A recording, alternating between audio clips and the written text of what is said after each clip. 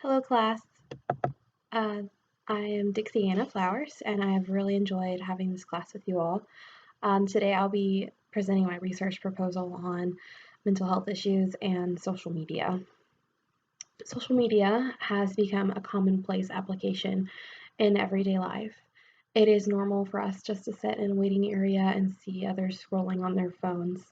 Today, even in some classrooms, cell phone use is used for a variety of reasons, educational and non-educational. There's been a rise in there's been a rise in mental health issues over the last decade. According to a recent case study, estimates indicate about 10 to 20% of children and adolescents suffer from a mental health problem worldwide. For these individuals, there must be more supports made available as there have been. There are e-therapy options and community groups online and in person for individuals with common mental health disorders. Social media has been a positive influence for many individuals who have a common mental health disorder or CMHD. Technology has been proven to not only raise awareness of mental health issues, but also to improve quality of personal experiences and wellness as far as mental health as well. There were more positive results due to internet invention and positive emotions due to psychological guides online. However, there is always a chance for misuse of technology if it falls into uneducated hands. This could be potentially dangerous for adolescents and teens if they do not use the sites and applications as directed. Individuals post a plethora of topics online, from anywhere from their lunch to how they're feeling, and a recent study showed that Tumblr could be used as a source of identification of depressive symptoms and could help in the identification of individuals with CMHD or common mental health disorders. Due to the continuous rise in social media use among young people, researchers are investigating the impact and influence of online mental health resources. With so much use of social media, there must be a way to track it to provide supports for individuals in need. In the last 6 years, depression diagnoses of college students have increased by 56%. There must be more intervention and studies completed to prevent these problems from reoccurring. As well as mental health issues increasing, cyberbullying has increased as well. Whether these two are related is inconclusive by case studies at this time.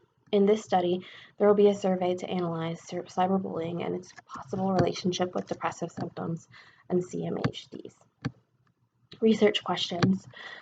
How does social media affect the mental health of adolescents, teens, and young adults? Second research question. How does social media affect the communication skills of adolescents, teens, and adults? Third question. How does social media and how does e-therapy and social groups affect the mental health of adolescents, teens, and young adults? I have a fourth research question that I did not include in my proposal, but it includes is there a link between the rise in cyberbullying and the rise in mental health issues?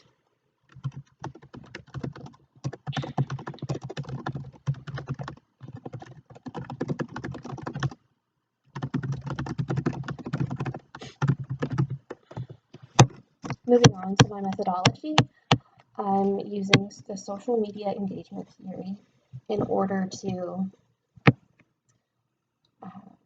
explain my first research question. How does social media affect the mental health of teens, adults, and young adults and adolescents? A social media engagement theory looks at social media as a business model. However, this model can be expanded upon in a sociocultural sense to bridge the gap between communication and mental health. For my second research question, how does social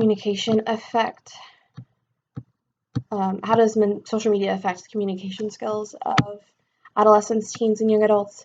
I'm using the actor network theory in order to study how a non-human substance such as social media affects a human agent. One must consider the actor network theory. The actor network theory was taken from the sociology field and used in the communication discipline to explain a number of movements over the years, such as the political movement Occupy. Actor network theory is grounded in the basics of cybernetics. tradition, this theory is also grounded in how communication affects the scientific enterprise. This research that follows is most concerned with how communication on social media affects the mental health of teens, adolescents, and young adults. And I feel the actor networks theory is the best reflection of the expectations for the outcomes of this research. The third theory that I'm using is Goffman's presentation of the self. It brings, based on Goffman's presentation of the self, the way a person presents oneself is first represented by the agent. On social media, one might present themselves differently than they truly are in the real world. Also, on social media, one presents themselves in a way to influence others in a certain type of way. So this supports my research question on how does e-therapy and support groups affect the mental health of adolescents, teens, and young adults. This kind of goes back to our teens, adolescents, and young adults actually providing accurate information online whenever they post on social media. As I stated before, we post a plethora of content on social media, anywhere from our food to how we're feeling. So the presentation of the self does affect this question because in Goffman's theory, it says that the world is a stage, the agent is the performer, and the others are the audience. The agent is hoping that others will believe in the self that he or she is presenting. In social media, sometimes the agent will present a facade of who he or she really is in real life. In conclusion,